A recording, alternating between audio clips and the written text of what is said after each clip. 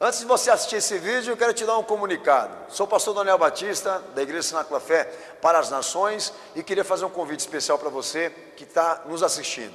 Passa pelo nosso site, horadaverdade.com, site oficial da nossa igreja, onde nós vamos ter um encontro marcado ali todas as quintas-feiras às 8 da noite e aos domingos 7 da noite nos nossos cultos ao vivo. Nosso ministério com compromisso de transmitir todo o conteúdo desse culto para a edificação do teu coração. Horadaverdade.com, vou ficar muito feliz de te conhecer, de poder estar junto com você, com certeza, num só corpo, numa só fé, num só amor ao nosso Senhor e Salvador Jesus Cristo. Um beijo, um abraço, te vejo lá.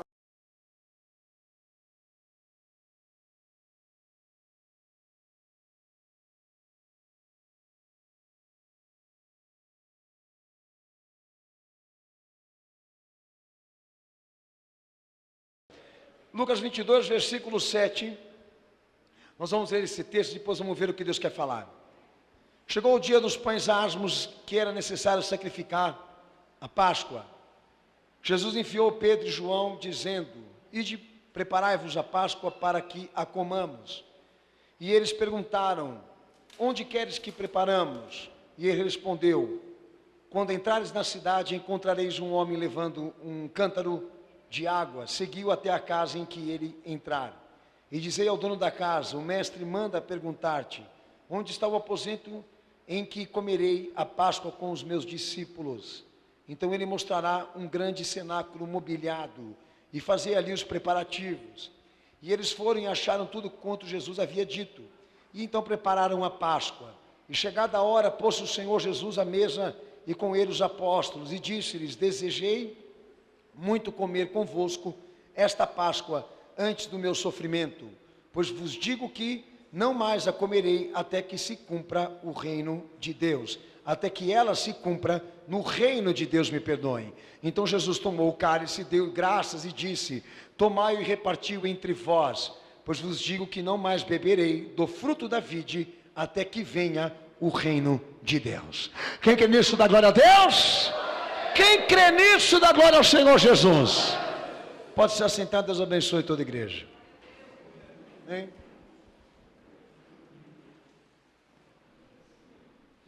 Haviam dúvidas hoje aqui, se nós iríamos preparar uma vigília ou um culto normal, enfim. O pastor, eu não fiz questão de fazer cronograma nenhuma de culto, estou seguindo aqui, deixando a coisa rolar. E baseado no propósito do Senhor com esta igreja, nós vamos honrá-lo ao extremo possível aqui nessa noite.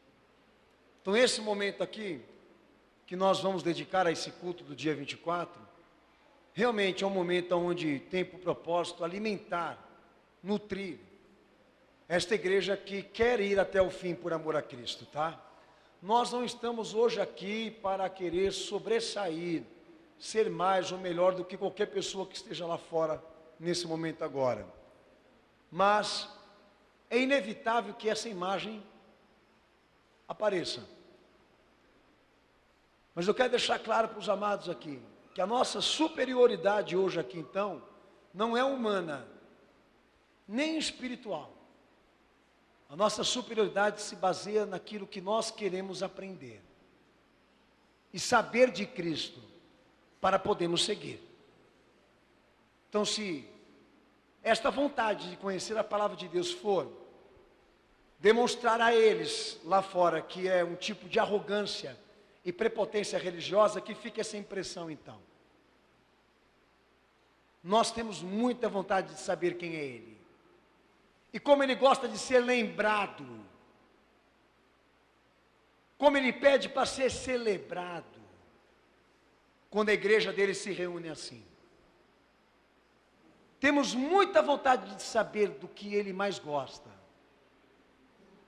Como ele queria ser presenteado. Da maneira como ele quer ser respeitado. Então há coisas relacionadas a ele, que ele nos ensinou, que forma este caminho para a igreja poder ter uma celebração. Que chegue ao céu. E que não fique parado num só acontecimento histórico da vida dele, mas em tudo o que ele representa. Amém? Então hoje, Nós temos uma vigília aqui, que busca exatamente entender e compreender o que as pessoas lá fora nesse momento estão endereçando a Jesus. Porque se elas estão endereçando a pessoa dele, deve ter, então, alguma coisa que relacione isso à vontade dele. Eu fico muito indignado e muito preocupado de que, principalmente aqueles que se julgam cristãos, estarem posicionados em prestigiá-los nessa data e fazerem referências a ele baseado em um acontecimento só. Fico muito perplexo, assustado do fato deles não consultá-lo. Então hoje é o dia da igreja dizer o seguinte: Senhor, Jesus Cristo de Nazaré, o que o Senhor quer que nós façamos hoje no dia 25 de dezembro? O que significa essa data para o Senhor? O que significa esse pinheirinho enfeitado? Essa imagem angelical do Papai Noel endereçada à história de São Nicolau, no cenário dessa adoração natalina. O que significa? Ou então, qual a importância que há para o Senhor todo esse cenário montado, misticamente montado, chamado Natal? Irmãos, é muito simples de obter respostas. E eu não tenho que consultar a igreja romana, nem a anglicana, nem a evangélica, nem qualquer outra instituição, o que é mais correto e mais certo, mais justo de ser feito, porque quem compete dizer isso é Ele. É o nome dele que está sendo falado. É como se nesse momento eu estivesse usando a tua imagem, o teu nome, para usos indevidos. Você ia gostar disso? De saber que a tua imagem, o teu nome e a tua história estivessem sendo usados para usos indevidos, malignos, conspiratórios? Não. Se eu falo Jesus, eu falo Cristo. E se eu falo Cristo, eu falo de uma pessoa, pelo amor de Deus, que tem história, que tem obra, que tem palavra, que tem vontade, que tem ordenança, que tem ensinamento, que tem princípio. É isso que vocês devem falar para eles. Eu não preciso abrir a Bíblia para saber que o que eles festejam agora, dia 25 de dezembro, é pagão. A própria história confirma isso, pelo amor de Deus, mas a insistência deles em relação a essa data, o que é? É puramente luxuosa. É luxo e vaidade pura. Até hoje, pastor, eu peguei um comentário lá dizendo o seguinte, um comentário de uma pessoa que entrou lá, falando que era desnecessário a igreja estar agora nesse momento querendo quebrar essa prática cultural na sociedade, porque o papel de um cristão de uma igreja não é esse. Então a Bíblia foi escrita para quê? E a doutrina foi dada para quê? Então Deus nos deu revelação e palavra para nós ficarmos estudando de porta fechada, lendo de porta fechada, para mastigarmos esse conteúdo, no sentido de que nós sejamos mais puros e mais santos na presença dele? Não teria ele interesse de fazer com que essa verdade fosse divulgada, anunciada, pregada de toda forma absoluta, para que aqueles que estão em trevas venham para a luz e aqueles que estão enganados sejam libertos e convertidos? Amém ou não, cenáculo? Vamos falar de Jesus. Vamos falar aqui nessa noite do que Ele gosta. Vamos falar daquilo que Ele nos pediu, do que Ele nos ordenou, naquilo que Ele nos confiou. Vamos falar desse Jesus que, se estivesse aqui agora, Ele saberia dizer para nós qual seria a melhor forma de celebrá-lo, ou de lembrar sobre Ele, ou então de fazer referências ao que Ele foi. Pastor, eu quero pedir à igreja, em nome do Senhor Jesus, para abrir o seu texto em Lucas capítulo 22, verso 15 e verso 16. A primeira coisa, nesse culto de quinta-feira, dia 24, dessa pregação, é mostrar a natureza exata da refeição que o Senhor compartilhou restritamente com os seus discípulos. E você vai ler esse texto de Lucas 22, verso 15 e 16. Você leu, mas lê de novo, fala em voz alta.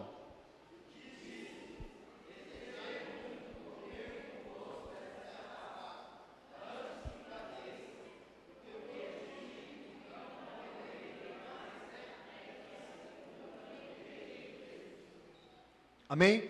Lê bem alto, Senhor, que eu sinto que os irmãos estão meio fracos. Lê alto.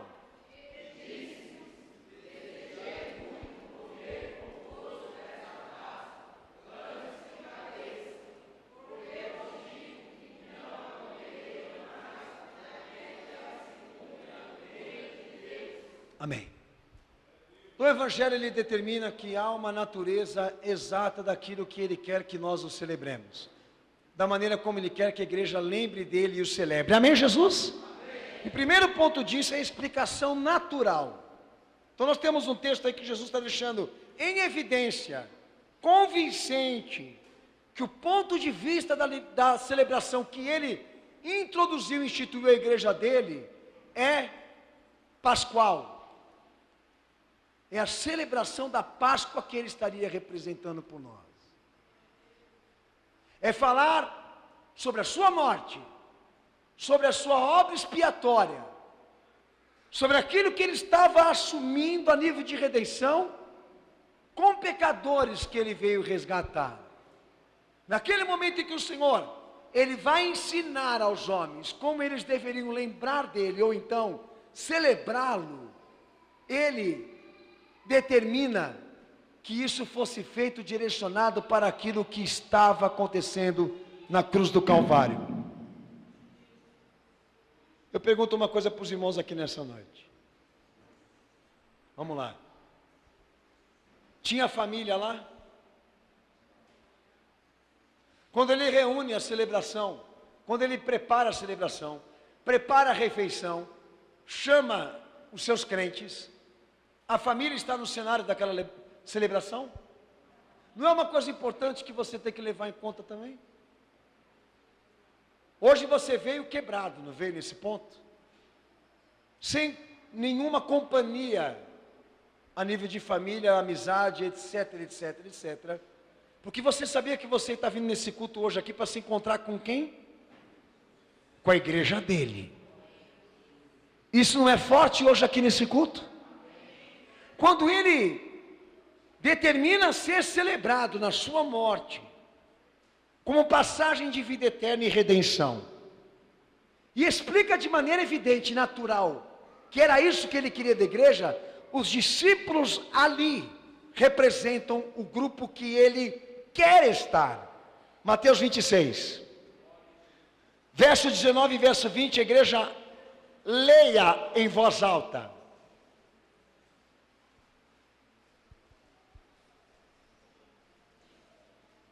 Pode ler em voz alta, mas forte mesmo, filho, vai. Lê.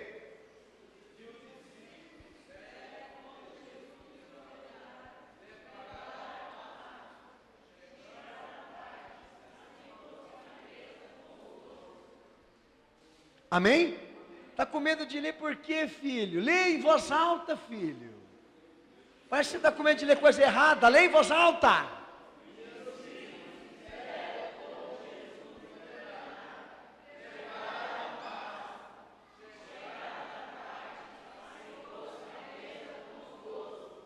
Ele pega, explica de maneira natural e evidente que eles estavam reunidos ali para celebrar a sua morte. E o que a Bíblia me mostra? Que a atitude do Senhor em construir um grupo que ele tinha afinidade, reconhecimento, comunhão, mostra para nós que a igreja prevalece sobre a família social, sobre essa ideia cultural. E pior, que o Natal é isso. A ênfase, a coluna da celebração natalina é essa: é reunir a família e dizer que o propósito de Jesus com esta festividade é a ênfase familiar. Aqui no Evangelho, o ponto de vista é completamente oposto. Aquele Jesus que a sociedade pinta de amigo de bandidos, pecadores e transgressores, pregador público, quando ele estava sendo direcionado para a sua morte, ele só quis ficar com gente dele. E as portas se fecharam ali. Quem testifica diz amém. Não tinha ninguém lá, nesse acontecimento. E mais uma coisa importante que eu quero que você aprenda. Os discípulos, segundo a palavra de Deus, todos eles estão em conformidade com o anunciamento, respeitaram a posição do Senhor de celebrar aquele acontecimento como sua morte, não como uma conquista material, mas a celebração consciente de que ele iria morrer para salvá-los. Todos se dispuseram ao serviço de preparar aquela celebração desde o local, como os utensílios, em conformidade, eles obedeceram o que o Senhor falou. Isso não está querendo dizer nada para você. Trabalharam, serviram ao Senhor por esse propósito e confirmaram a sua participação. Quando o Senhor vai ser celebrado da maneira como ele queria ser lembrado, perante aqueles que ele escolheu e amava e os reconhecia, todos que estavam com ele, além de aceitar essa condição, estavam presentes. O que isso quer dizer para nós aqui? Sabe, cenáculo, a gente olha no meio dessa bagunça toda, e uma das dificuldades que nós temos hoje como crentes é saber aonde está a igreja. No meio dessa confusão toda, um dos desafios mais claros que nós passamos hoje é tentar olhar para esse mundo e saber aonde está a igreja que o Senhor a comprou com o seu sangue. Porque o caos está implementado. O caos que eu me refiro é o caos do pensamento, da interpretação, é o caos relacionado a essa admiração que eles têm pelo nome de Jesus. Porque eles admiram, mas não querem obedecer. Eles admiram, mas não querem se sujeitar. Eles admiram, mas não querem investigar, se aprofundar nesse Jesus. Então a gente olha para este Natal e a gente vê inúmeras razões para exatamente bani-lo e extingui-lo das nossas vidas e da nossa família. Desde a questão histórica, como da questão doutrinária, como da questão do próprio Messias, do próprio Salvador, de que, num certo momento da caminhada, onde ele procurava formar a igreja, a preocupação dele de celebrar a sua morte e explicar a celebração, é que isso fosse feito somente com discípulos, e não com famílias completas ali. Quer saber? Ele não dá a mínima se tem marido com esposa hoje aqui, esposo com esposa. Ele não dá a mínima se hoje os teus filhos estão aqui ou não. Ele quer saber aonde estão os crentes aqui. O pastor disse, muito forte, pastor. Sim. Para mim é muito forte. 3 anos de trajetória que ele prega, que ele ensina, que ele faz milagres, multidões o escutam falar, mas no final da sua trajetória, ele só faz questão de ficar com aqueles que eram discípulos. Ele quer saber aonde está a igreja dele. Agora, aonde está a igreja dele? Aonde estão os crentes? Aonde estão os discípulos? Nesse dia 24. O que eles procuram? O que eles buscam? O que eles estão trabalhando? Em prol que eles estão servindo? Aonde eles estão festejando? Aonde eles estão celebrando? Quais são as suas reais ideias e pensamentos sobre aquilo que eles estão fazendo agora em torno de Jesus? É para que a morte dele seja lembrada? É para que ele seja glorificado, exaltado e reconhecido como aquele que vai morrer para salvar gente que não presta? Não.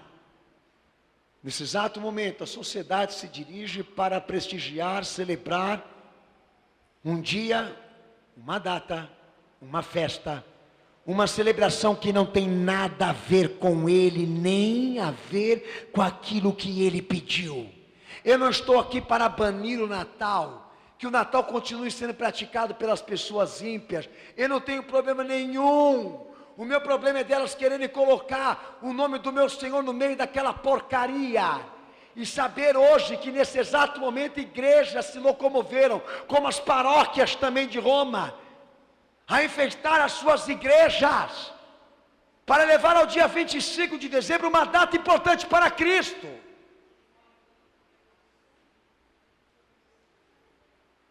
E eu vou dizer para você o que ele pensa sobre família. Ele está feliz porque a igreja dele está aqui. A felicidade é que ele pode falar abertamente das coisas que são relativas a ele, porque aqueles que estão sentados à mesa com ele agora vão entendê-lo, vão compreendê-lo, vão saber o que ele está falando. E para mim os discípulos representam isso: concordância, respeito, obediência ao que o seu Senhor pede. Vai preparar uma celebração para mim, dentro da casa daquele ciclano, daquele fulano que eu vos indiquei. Os utensílios, os preparativos devem ser desta forma como eu vos pedi. E os caras fizeram tudo o que ele pediu. É muito elemento bíblico, doutrinário, fortíssimo, relacionado a Cristo, para esses camaradas deixarem passar desapercebido e fingirem que isso não existe. Meus irmãos, o Senhor, Ele está aqui, por intermédio da sua santa palavra, dizendo o que Ele quer de nós, o que Ele quer da sua igreja, o que Ele quer construir em cima dessa celebração. Uma igreja da qual Ele possa partir o seu pão e dar o seu cálice. Você pode testificar isso dizendo amém? Amém. Você é crente nisso? Amém. Então por que o pesar? Então por que o pesar no teu coração de você achar que você está errando porque você deixou tua família hoje lá? Então por que o sentimento de ser isso que está sendo pregado hoje aqui, ao mesmo tempo que você está sentindo que você está ferindo, está machucando, está desprestigiando, está desprezando as pessoas que te amam? Você tem que saber de que lado que você está. Se você diz que o teu Senhor é tudo na tua vida, então que Ele seja ouvido, pelo amor de Deus. Que Ele seja ouvido por esta igreja, é a aliança que nós temos com Ele. Vamos conhecer Ele, cenáculo. Vamos saber das coisas que Ele gosta, vamos perguntar a Ele o que Ele quer que a gente faça. É hora do Senhor ser mais consultado do que os homens, pelo amor de Deus. É meu apelo por esta palavra aqui. O princípio não é ir frente às iguarias, não é frente à mesa preparada, frente a só a questão de se existir uma festa chamada Natal, mas ser desproporcional, contrário ao que ele pediu. Fala, o sangue de Jesus tem poder. Fala! Vocês vão celebrar minha morte hoje aqui, vão lembrar de mim como aquele que morreu por vocês. Vocês vão fazer essa celebração do jeito que eu quero, e aqui dentro dela só vai ter que ter crente. Multidão vai ficar lá do lado de fora. Aqui só entra crente. Imagina só como isso que soa radical no ouvido de quem está lá fora. A primeira coisa de quem está lá fora é dizer o seguinte: que está tudo errado, mas para ele é como ele quer. Não, isso aí está tudo errado, mas é como ele quer. Se eles não entendem isso, você está aqui para entender.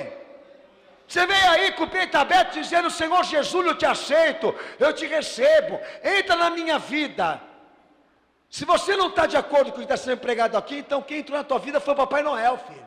E não te avisaram, com um saco de presentes, que é o que na verdade toda criança sonha, e você também. O cara que vai te dar a realização, que desce pela chaminé e te dá presente sem acordo. Mas dizer: Jesus, entra na minha vida, é diferente, porque Ele não entra para servir os homens como eles o pedem, mas entra para dizer a este homem o que Ele quer que Ele faça.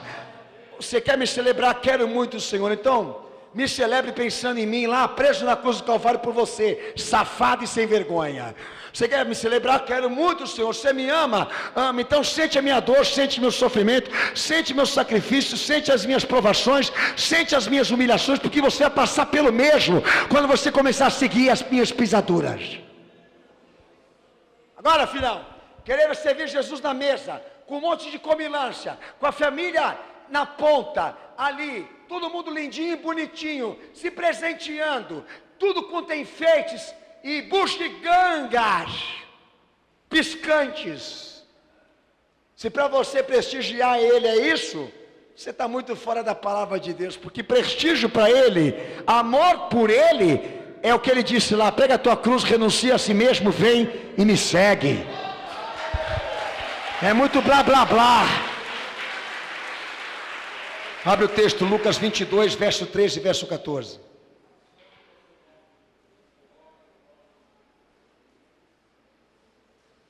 Lê bem alto, versículo 13 e versículo 14. E eles, vai cenáculo, e eles foram e acharam tudo.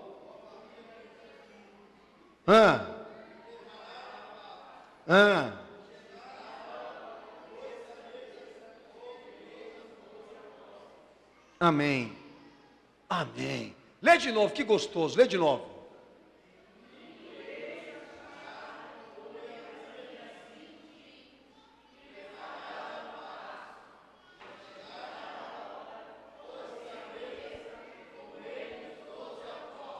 Amém. Vamos para essa questão maravilhosa aqui. Formar sociedade e associação com aquilo que o Senhor pediu. Prepara o lugar, os utensílios, a mesa, prepara tudo. Sentaram para celebrar o que Ele pediu, em respeito a Ele. Isso quer dizer o quê? Que muitos dos discípulos ali, naquele momento, estavam assimilando de que eles estavam formando ali com Cristo uma união, uma unidade absoluta. Sabe o que é isso?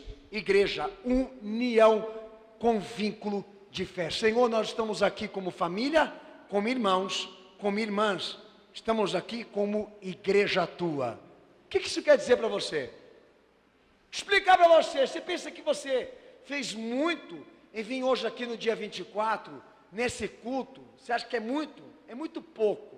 É mais do que o teu dever. Porque esses irmãos aqui estavam celebrando a morte do Senhor como refeição de redenção pelo que Ele iria sofrer, numa data que os judeus também se reuniam para lembrar o êxodo.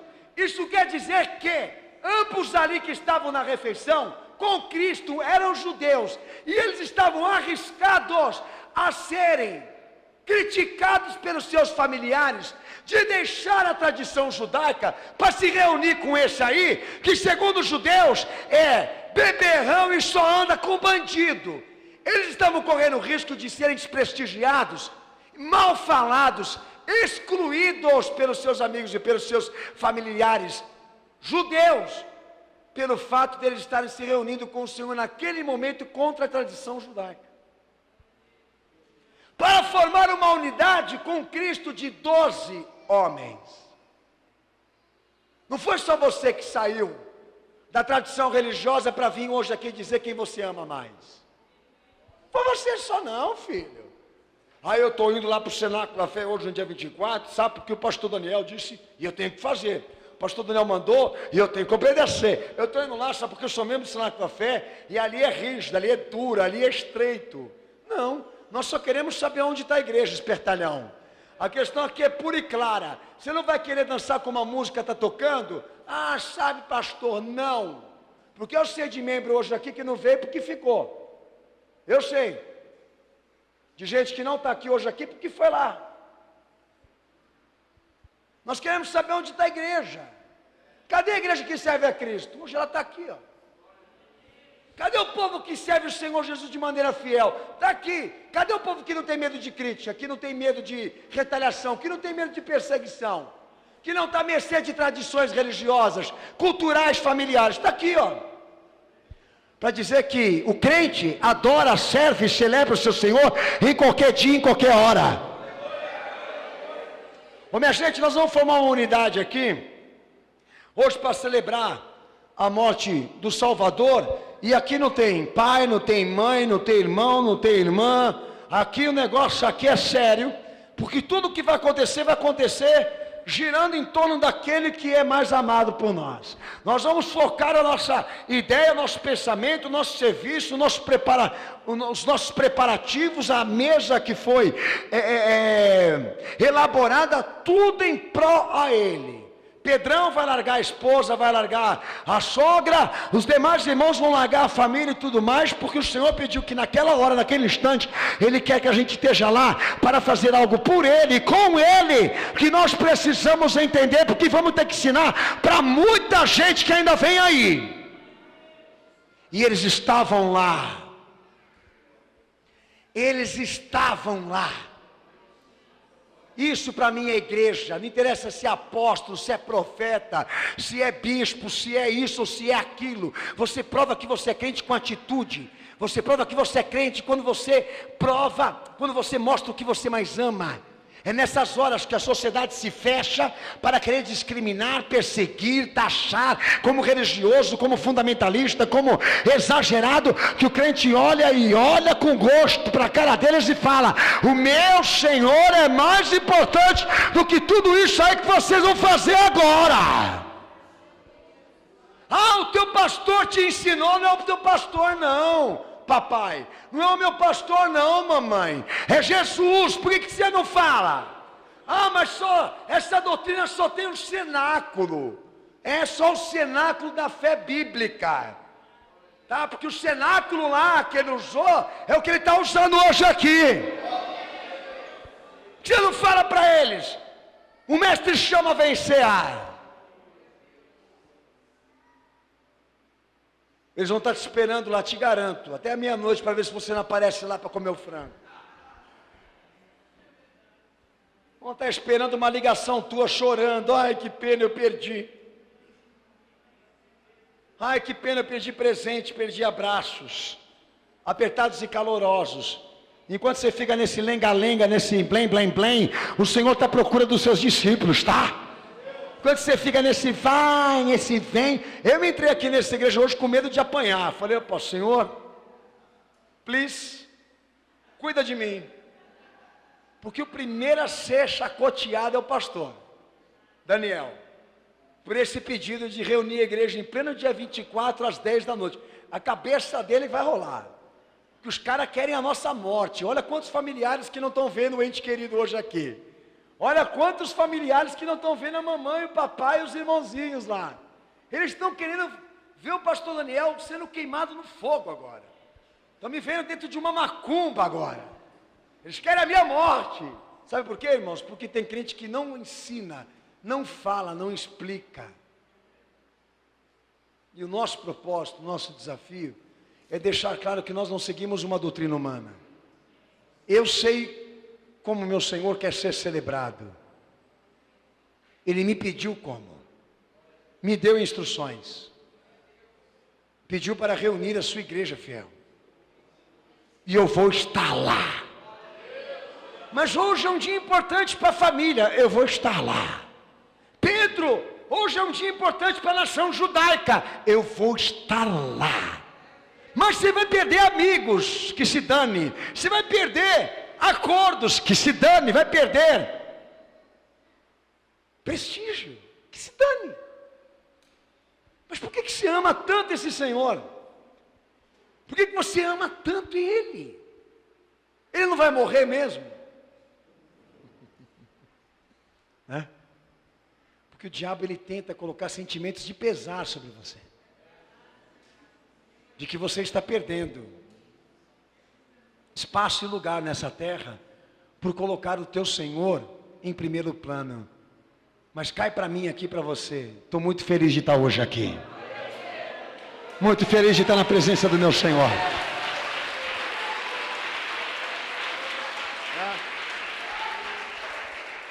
falando um pouquinho mais sobre unidade, união, paz. Nós temos que nos unir, é uma data especial porque o menino Jesus nasceu e nós temos que nos amar, dizem eles.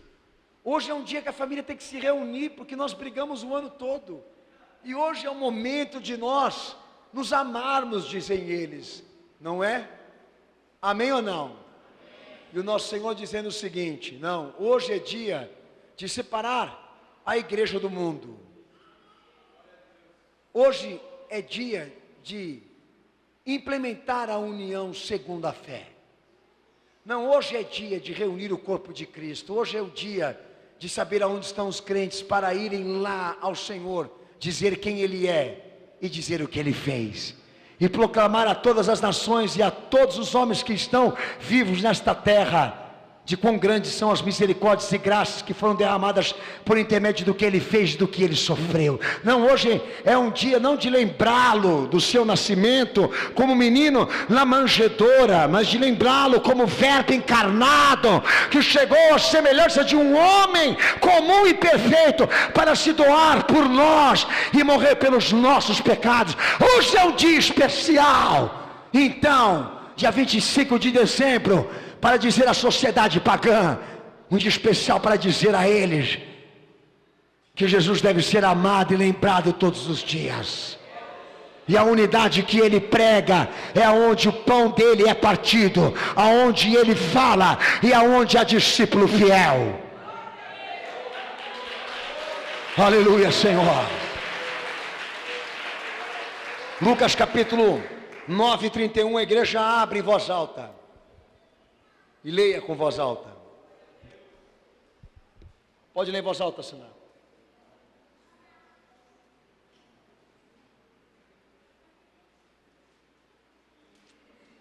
Pode ler.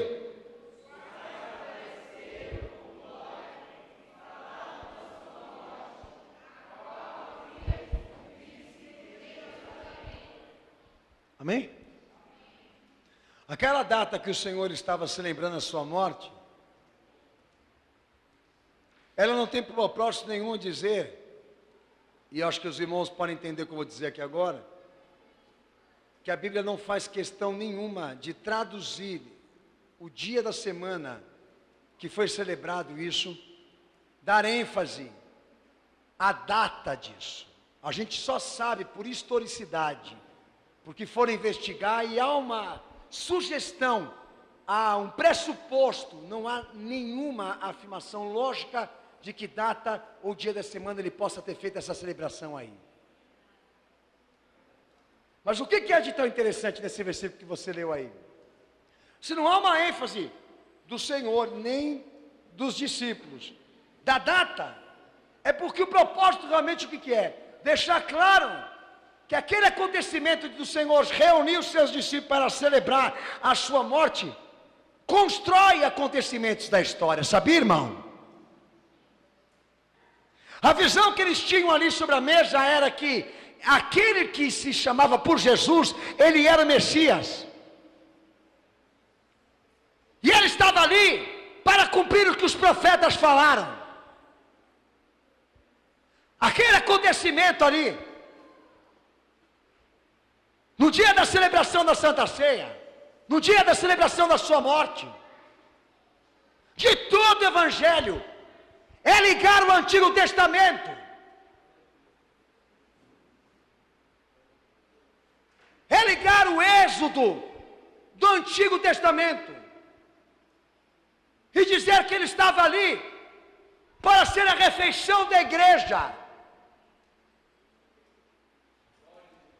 o testemunho de Deus aos homens, que é superior àquela aliança que Moisés representou, e chamar Israel para celebrar esse acontecimento de Deus nas suas vidas, como nós aqui hoje estamos, para deixar claro que não há nenhuma relevância ou importância de data, mês ou ano, mas dos homens reconhecerem e admitirem que Ele está aqui para um êxodo espiritual nas nossas vidas, de um povo que vive cativo e escravo de ações pecaminosas e de vontades iníquas, de um povo que vive no Egito, na antiga Babilônia, moderna ainda, e que está escravo de sistemas satânicos. Ele veio para trazer o êxodo que Israel faliu e que agora deve ser exaltado e reconhecido como obra sobrenatural e gloriosa de Deus.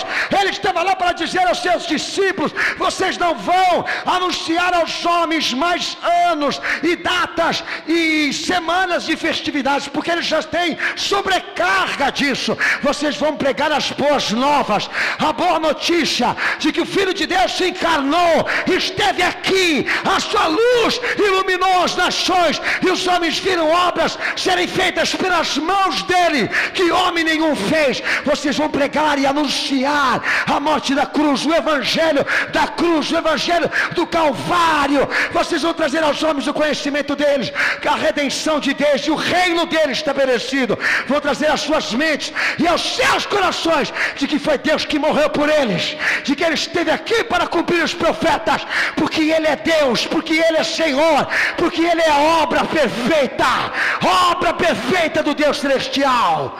Vocês vão deixar clara à sociedade.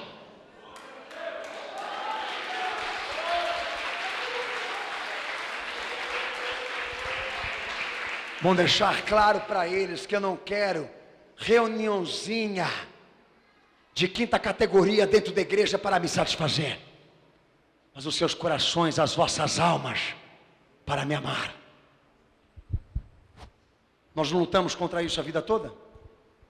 Quantos que não têm o conceito de se reunir com ele somente no domingo? Quantos que não têm o conceito de ficar taxando dia, hora e semana para procurá-lo, mas querem ele ao seu lado toda hora e todo instante? Eu acho estranho esse negócio de impor ao Senhor regras que os homens não estão querendo cumprir aqui. Hoje é domingo, eu vou lá na igreja. Hoje é quinta-feira, é todo dia, filho, não tem dia, não tem hora, não tem data.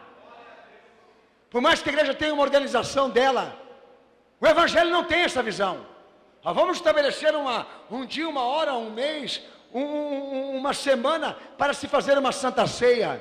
Isso é uma determinação isolada da igreja e do ministério. Não vai alterar a fé, mas que quando for feito, seja feito com verdadeiras inspirações, com verdadeiras ordenanças, olhando para ele, não olhando para o mundo.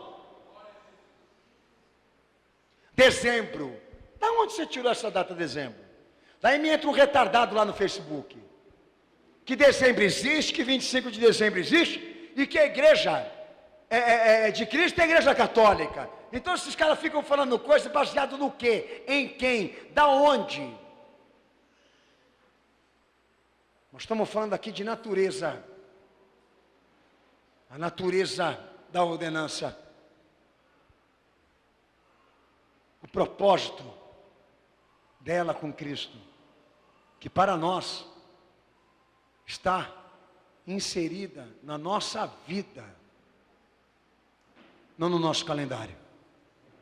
Será que você pode tentar examinar hoje e investigar se isso está acontecendo com você? Homens cegos e duros de coração. Eles conseguem saber quando vai chover, mas não sabem distinguir qual é o final dos dias e o final dos tempos. Conseguem distinguir entre uma pessoa rica e uma pessoa pobre, mas não conseguem saber de fato quem é um crente. Homens que andam inspirados e alicerçados em valores humanos, em conceitos humanos, temporais, mas nós entendemos e compreendemos a forma dele ser adorado e reconhecido pela igreja. Como Paulo fala em 1 Coríntios capítulo 5, verso 7. A coisa é tão profunda, tão verdadeira que ela dá subsídio para excluir todas as outras que tentam ser agregadas como coisa cristã. A igreja não precisa ler esse texto, não. Só deixa preparada aí. Amém? Ele está lá, sentado à mesa para celebrar com aqueles homens um acontecimento que foi anunciado pelos profetas e que com exatidão deveria ser cumprido. E explicado de maneira exata, natural, construtiva aos seus discípulos, porque eles iam ter que ensinar isso para a igreja. Bota os caras aqui na mesa aqui, agora eu vou falar para eles o que eles têm que dizer para os outros. A nível de ordenanças de fé. Ou é Jesus na igreja, cenáculo, ou é os homens. João, aliás, Mateus 26, verso 26 ao verso 28, a igreja, abre esse texto em nome de Jesus. Pode deixar João, aliás, 1 Coríntios 5, 7, que você já vai ler já já. Palavras instituidoras que o Senhor usou, que estão bem perto daquilo que ele executou a nível de celebração com os seus discípulos. O texto de Mateus 26, verso 28 fala aí. Vamos ler em voz alta, por favor, em nome de Jesus. Pode ler.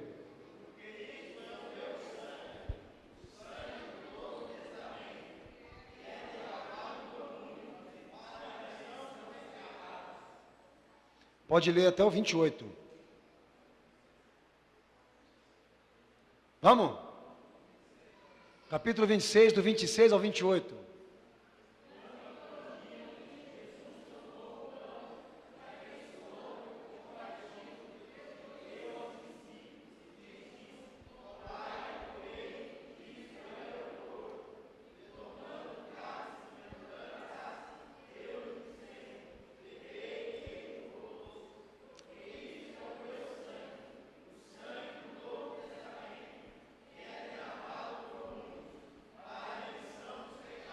Quais são as formas originais que ele usou na palavra que ele deu? Símbolos que ele usou para ser celebrado. Quais são, a igreja pode me repetir? Quais são os utensílios que ele usou para a refeição? O pão e o cálice, o vinho. Fala, o pão e o cálice. O vinho, é isso mesmo? Ele pediu para isso estar aí, porque seriam símbolos eternizados dele, do que ele ensinou, do que ele falou, do que ele pregou, do que ele quer que eu e você entendamos. Agora eu vou ler o texto para você, irmão, João 6, verso 53 ao verso 58, baseado nisso, quando ele ordena a celebração e introduz o seu significado espiritual, usa figuras como o pão e o cálice para explicar como deveria ser adorado. Ele fala isso aí em João 6, pode ler, versículo 53.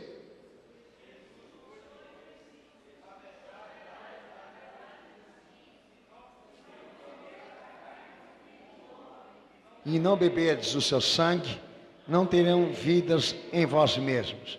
Quem come a minha carne e bebe meu sangue, tem a vida eterna, e eu os ressuscitarei, pois a minha carne é verdadeira comida, e o meu sangue é verdadeira. Quem come a minha carne, permanece em mim, assim como o Pai que vive e me enviou, eu vivo pelo Pai.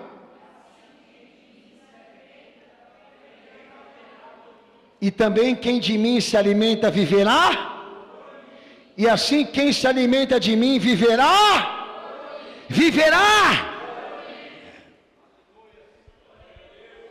Quando ele coloca o pão e o cálice na frente dos discípulos para fazer a refeição da redenção, da Páscoa dele, ele estava colocando duas figuras ali que os discípulos já entendiam qual era a mensagem. Qual o papel desenvolvia na vida deles com Cristo? Já entendiam que o pão representa a palavra absoluta que eles ouviram da boca dele.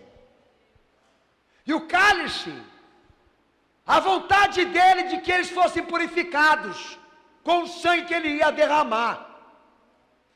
A mensagem ali naquela mesa é o seguinte, minha gente, vocês estão aqui me celebrando, não é para me prestigiar, é uma aliança, de que agora vocês vão viver por mim, agora vocês vão viver por mim, assim como eu vivo pelo meu Pai, e o meu Pai vive por mim, assim vocês vão aprender a viver de mim também, amém ou não? Amém ou não? Aí quem então me fala aí desse Jesus que quer ser lembrado como criança?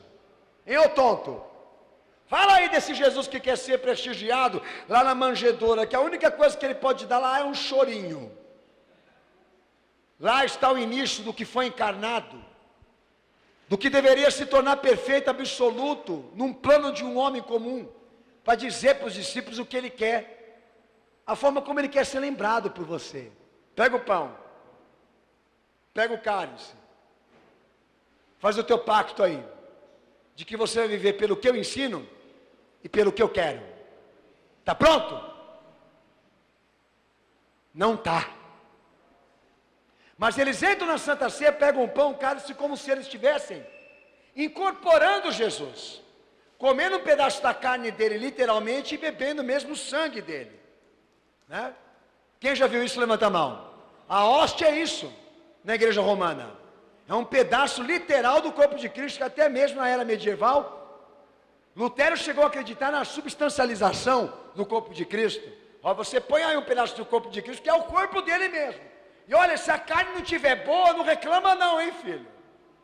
Se você não gostar da carne, não reclama, porque é do Senhor.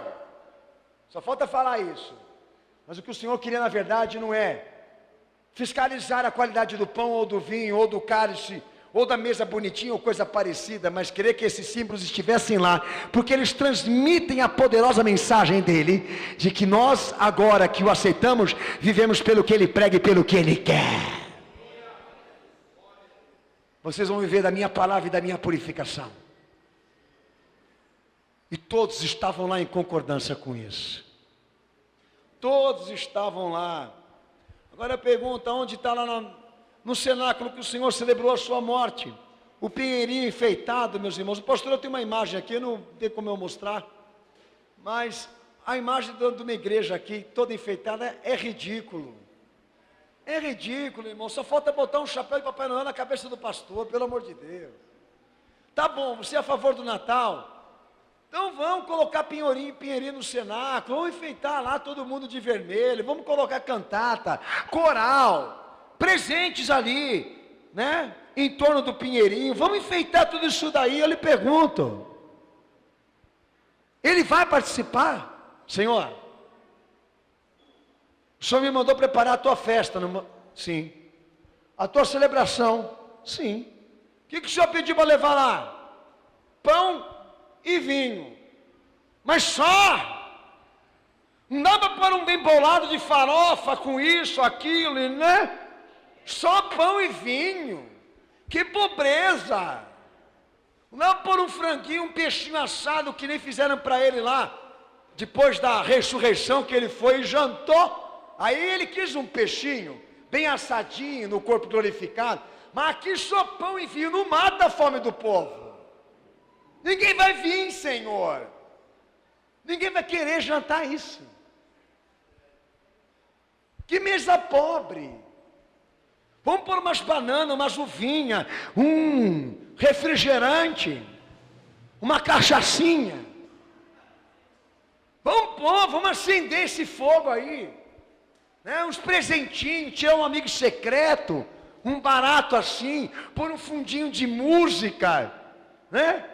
Vamos pôr umas luzinhas, Senhor, pro lado de fora, porque assim, quem sabe aquelas luzinhas que piscam? Do lado de fora, você já sabe o que é, né? Você já sabe o que é o nome daquilo lá. Para ver se todo mundo entra, né? E não se encanta em entrar, porque sabe que se entrar, vai ter festa garantida para todo mundo. Senhor, é muito pobre essa versão aí de celebração. Não, mas só me traz o pão, só me traz o vinho. Hoje que o pastor, estou brincando com você daqui. Só pão, só vinho. É o cálice e o pão que eu vou servir no meio de vocês. Pois tem uma figura fortíssima aqui e aqui. Vocês não estão reunidos aqui, como disse Paulo, para comer e matar a fome.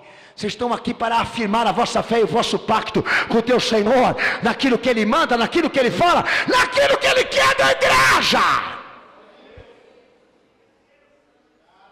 É fácil dizer que você é evangélico. Evangélico dá para comprar pelo PagSeguro.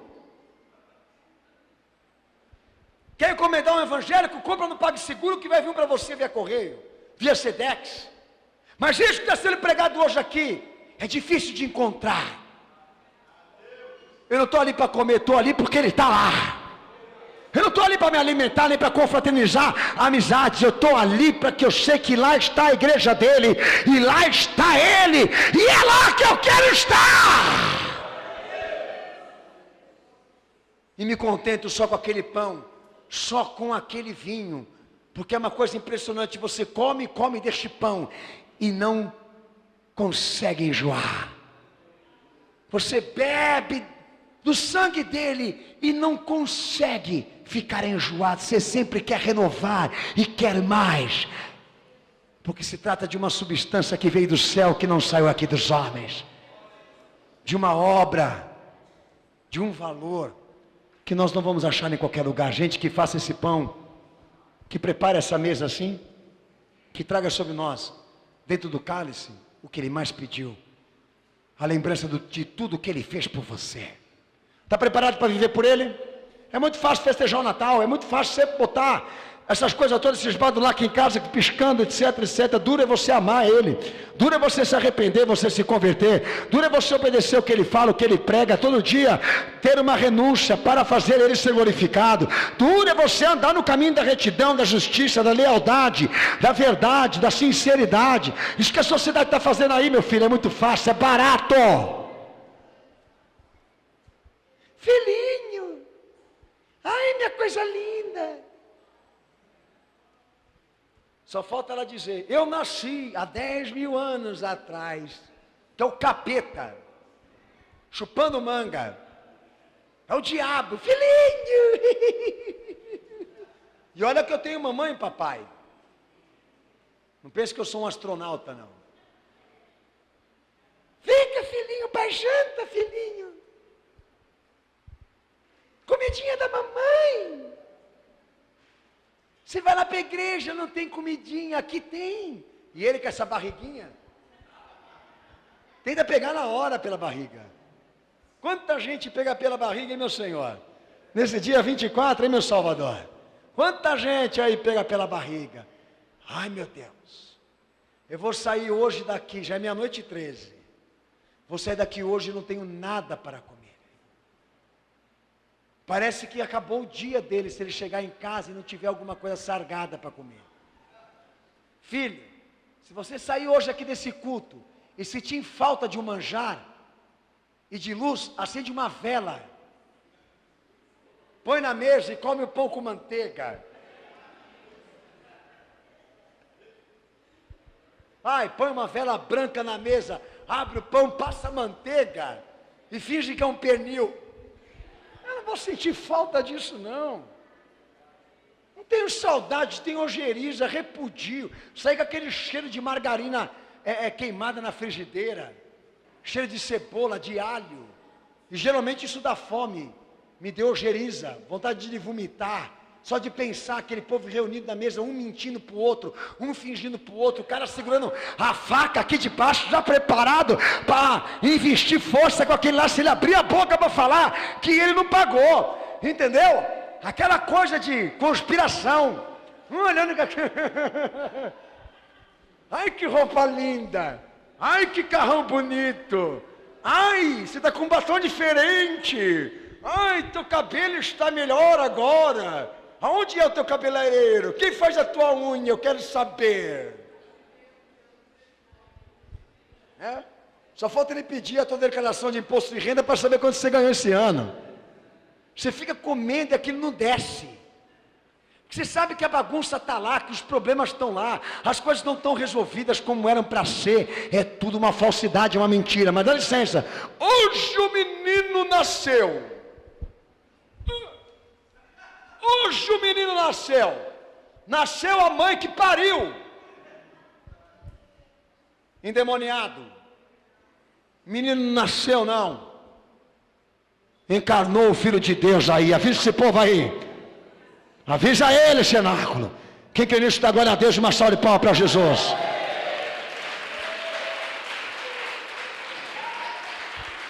Lucas 22, 19. Abra.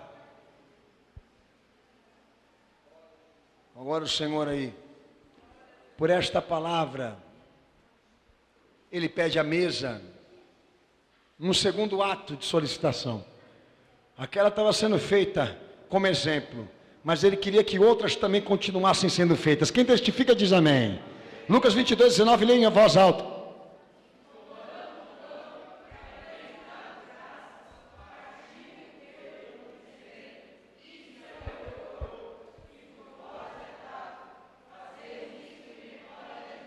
Amém, Jesus? Fazer isso, hein? Fazer isso, hein? Qual é o relato da ordem do teu Senhor aí? Manda o povo repetir isso. Manda a igreja repetir isso, ô discípulo. Eu vou morrer, vou ressuscitar, vou subir. E o evangelho que eu descrevo aqui a vós, põe aí na cláusula, de que a minha igreja celebre isso até o dia da minha vinda. Manda repetir esse rito, manda repetir esta celebração. Eu quero ser lembrado assim, eu quero ser lembrado assim. Daí de repente ele entra na igreja e vê uma mesa preparada de uma forma e de um caráter totalmente diferente. Qual é o sentimento que ele vai ter? De pura frustração, decepção pela desobediência. Ele não pediu isso daí não, luzinhas piscando para ele não, filhão. Ele quer ser lembrado da maneira como ele celebrou. E mandou repetir. Lê o texto de novo, vai para entrar na cabeça desse cara aí.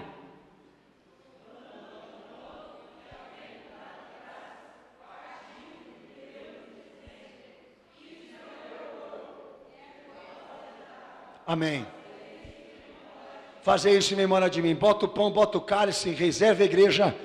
Ponha os discípulos fiéis lá dentro. Celebre o meu nome assim, a minha morte com o pão e com o cálice na mesa que eu estou te pedindo aqui agora. Amém, amém, amém Pedro, amém, amém Lucas, amém, amém Mateus, amém, amém Marcos, amém. Escreve tudo isso daí porque vocês vão ensinar para a minha igreja que vai vir depois da minha ressurreição e da minha ascensão. Amém ou não, cenáculo? É a mesa memorial que eu quero que você estabeleça na doutrina desta fé. E Paulo confirmou isso lá em 1 Coríntios 11. Ele fala as mesmas palavras e repete as mesmas palavras que o Senhor falou. Igreja fiel é assim. Eu não tenho nenhum pesar não. Tenho alegria de estar aqui hoje. Perca o que tiver que perder.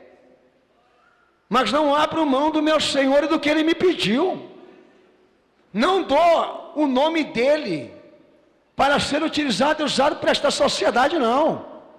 Vocês querem congregar aqui nessa igreja, vocês vão congregar como Jesus quer. Agora, se vocês querem espaço aqui para fazer bagunça, fazer caos, fazer heresia, vocês podem escrever aí que nós não vamos dar esse espaço nem essa oportunidade. Por isso que a igreja fiel hoje não cresce, ela não cresce. Por quê? Porque ela não quer um fermento. Ela não quer química. Quem se reunir aqui, se reúne porque ama Ele. Quem se reunir aqui, se reúne pelo que Ele tem a oferecer, pelo que Ele tem a falar, pelo que Ele tem a ensinar. E quem se reúne aqui, se reúne porque sabe que tem crente aqui, para pregar esta palavra, que esta igreja aqui valorize o que o seu Senhor pede. Nós vamos fazer uma mesa para o Senhor hoje aqui. E os caras pegam e fazem um dia de ações de graça para a igreja para trazer mexerica, banana como é que chama aquele doce lá? Que é cheio de sementes dentro? Que eu já vi até isso dentro da igreja, né? Jaca. E traz jaca no altar, filho. Está com vontade de fazer uma feira e comer, fica em casa. Vai comer a jaca lá, sentado na frente da televisão, vendo Faustão, filho. Hoje é culto de ações de graça. Então faz ações de graça na favela lá e vai dar de alimento para aqueles que estão morrendo de fome. Igreja não é para isso não. Botou a mesa, é pão e cálice. É fazer o que o teu Senhor te pediu. A igreja está entendendo o que eu estou querendo dizer? Sempre tem uma reuniãozinha para matar a fome, irmão. para fazer festa, para alimentar o ventre. E o meu Senhor preocupado, querendo saber quando a igreja vai amar Ele de verdade. Marcos 14, 25.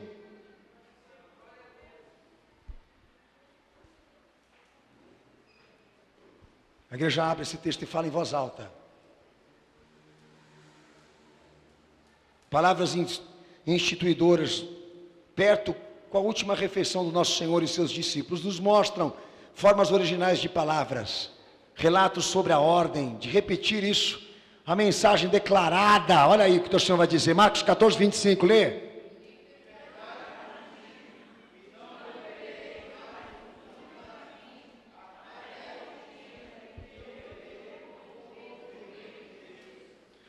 Lê em voz alta de novo, cenáculo.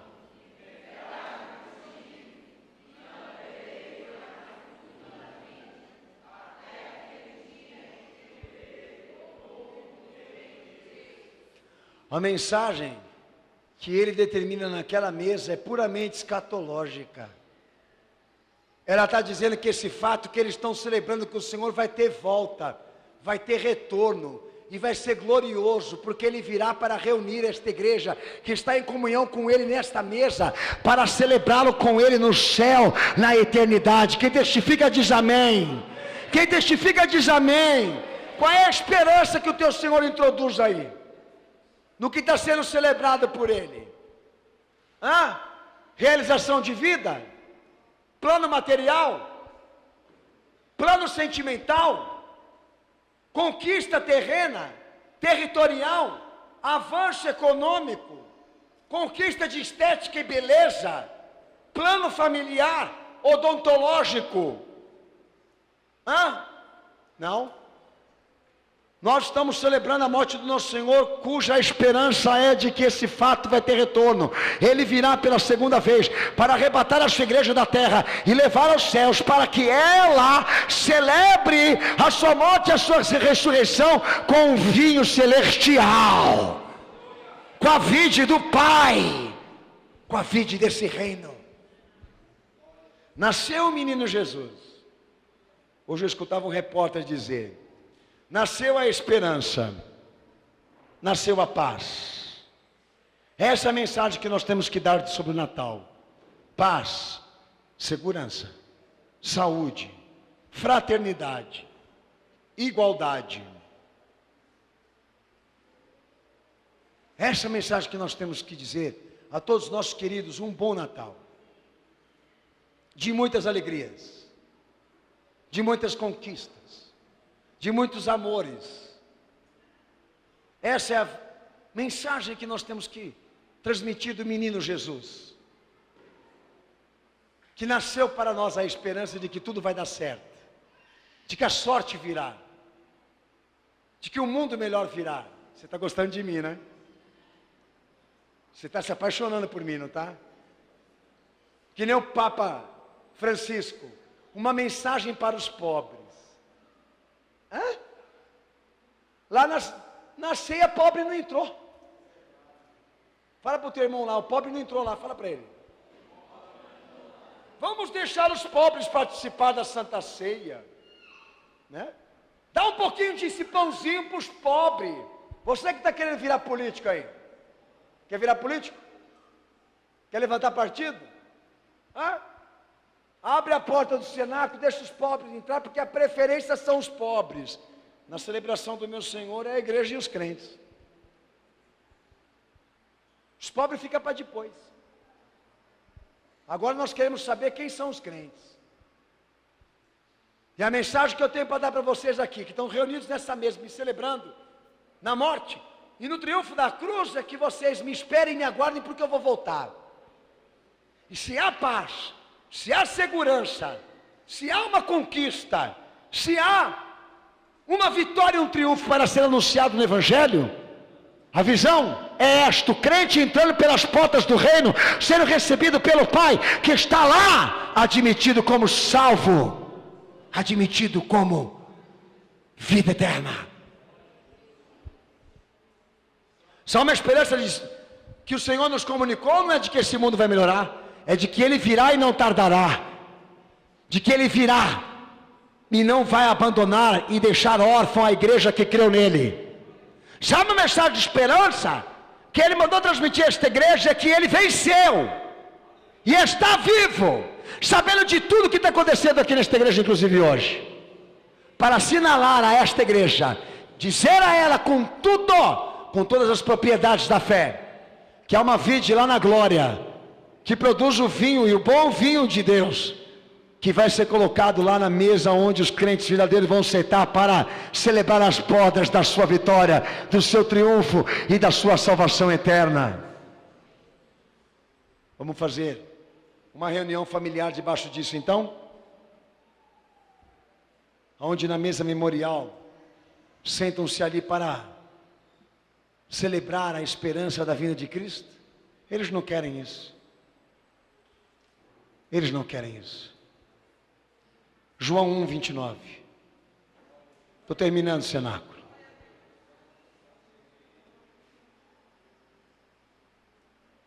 João 29, olha o grito desse crente aí. Pode ler.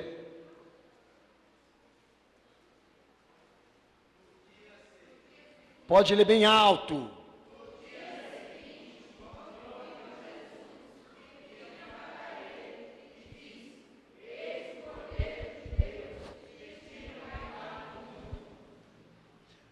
Eis o Cordeiro de Deus que tira. Eis o Cordeiro de Deus que tira. Por que não o menino? Por que Cordeiro?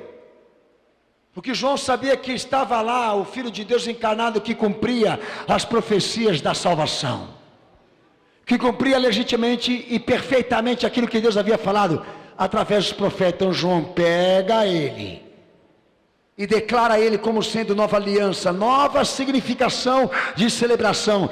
Eis o Cordeiro que tira o pecado do mundo, eis o Cordeiro que cumpre as predições messiânicas, eis o Cordeiro que tem vista para o fato de que este aqui veio para a elevação e queda de muitos. Texto de Lucas capítulo 3, versículo 27. Que foi o que Simeão falou. Pode ler, cenáculo, o primeiro versículo. Lucas capítulo 3, versículo 27. Me perdoem, irmãos. Pastor, eu vou achar aqui. Fica tranquilo. Lucas 2, versículo 27. Movido pelo Espírito, foi ao templo. E quando os pais trouxeram o menino Jesus, aí está a palavra menino, para que com ele procedessem segundo o que a lei ordenava, Simeão então tomou nos braços e louvou a Deus, dizendo o quê? Agora, Senhor, expede em paz o teu servo, segundo a tua palavra, pois os meus olhos já viram a tua salvação, a qual preparaste perante a face de todos os povos, luz para iluminar os gentios e para a glória do seu povo de Israel. Amém? E versículo 34 fala o quê? Então Simeão abençoou e disse a Maria, mãe do menino, e a igreja lembra que isso é uma referência: esta criança é posta para a queda e elevação de muitos em Israel, para ser alvo de contradição e manifestações de pensamentos de muitos corações, e a espada trespassará também a sua própria alma. Quer lembrar do menino? Lembra assim. Lembra desse jeito. João, quem é ele? Cordeiro de Deus que tira o pecado do mundo. Simeão, quem é essa criança aí? Aquele que veio para cumprir os profetas e veio para colocar em elevação e destruição a muitos aqui nessa terra. E esse vai sofrer, vai padecer. A espada vai transpassar a sua alma. Este vai ser tropeço e opróbrio no meio de muitos em Israel. E era uma criança. Mas ele viu o que estava por detrás daquela figura inocente. O Salvador do mundo e dos pecadores. quer celebrar, prestigiar seu Silas Malafaia. A criança, não sou nada contra, que seja assim, com visão escatológica e salvística, de pura redenção com Deus, entre os pecadores, sem problema nenhuma. Agora, pegar isso, transformar isso no Natal, numa mercadoria comercial, aonde a igreja passa a alavancar vantagem com isso, vendendo para todo mundo, para presentear os outros. Isso está na cara que é banditismo. Porque os astros, os anjos, os pastores, o pasto, o sereno, estavam lá. Que lindo! Mas se Jesus te dissesse aonde Ele queria que você estivesse, não é em Belém, não. É no cenáculo. É lá onde o pão é partido e o cálice é distribuído. É lá onde seu Senhor pode realmente dizer aos seus servos por que é que Ele esteve aqui. E teve gente que entendeu pelo Espírito esses motivos, sem Bíblia na mão. E você com Bíblia na mão não quer saber. E hoje, eu parto para esse desafio aqui com essa igreja. Se há presentes aqui para serem compartilhados por nós, que seja o amor, o respeito, a sinceridade, a verdade entre os irmãos aqui. Se há uma estrela brilhando e uma luz ofuscante, segue, porque ela te levará para um caminho de retidão, o qual o teu pecador não vai suportar andar, se não se converter. Lâmpada para os meus pés e a tua palavra e luz para o meu caminho.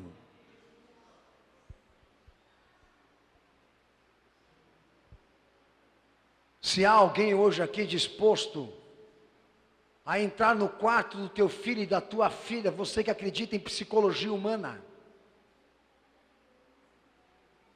de que as crianças se desenvolvem mais rápido acreditando em teorias, se você é a favor disso,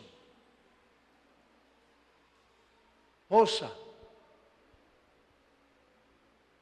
se alguém vai entrar hoje na porta do quarto de algum filho de crente aqui, não é para colocar feijãozinhos dentro de uma meia e pôr lá o presente do pai otário que está enganando o filho,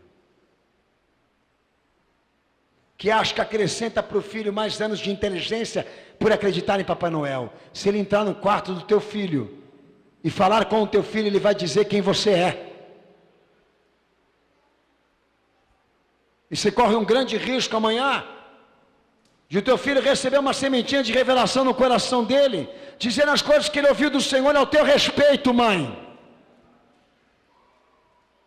que viram Jesus voltar e vocês ficando. Filhinho, Papai Noel entrou hoje no quartinho, filhinho, e colocou aquele presentinho parcelado em 10 vezes no cartão Visa. Não, paizinho, mãezinha, quem entrou no meu quarto hoje aqui foi Jesus e revelou para mim, pai, que o senhor está adulterando, e mãe, que a senhora é lésbica. Vamos festejar o Natal então? Não, mãe, pai, que entrou Papai Noel no meu quarto hoje não foi um gordinho de vermelho que entrou aqui não, eu vi uma luz entrar aqui dentro do meu quarto e me mostrando a vida do Senhor Jesus e esta casa ficando. Mas eles não querem isso. Daí o filho bate lá na porta do pai. Ô pai, o que vai rolar esse final do ano aí? Qual é o presente que o senhor vai me dar? Até teve uma irmã que me perguntou qual deveria ser o procedimento dos pais com crianças pequenas. Eu disse assim, olha, pega ele de canto, mostra a enciclopédia, dá a enciclopédia para ele ler, para ele saber de onde vem o Natal, na linguagem dele, mostra o que está na Bíblia, e depois dá um presentinho lá para ele lá e fala que Jesus mandou dar. Eu não vejo problema.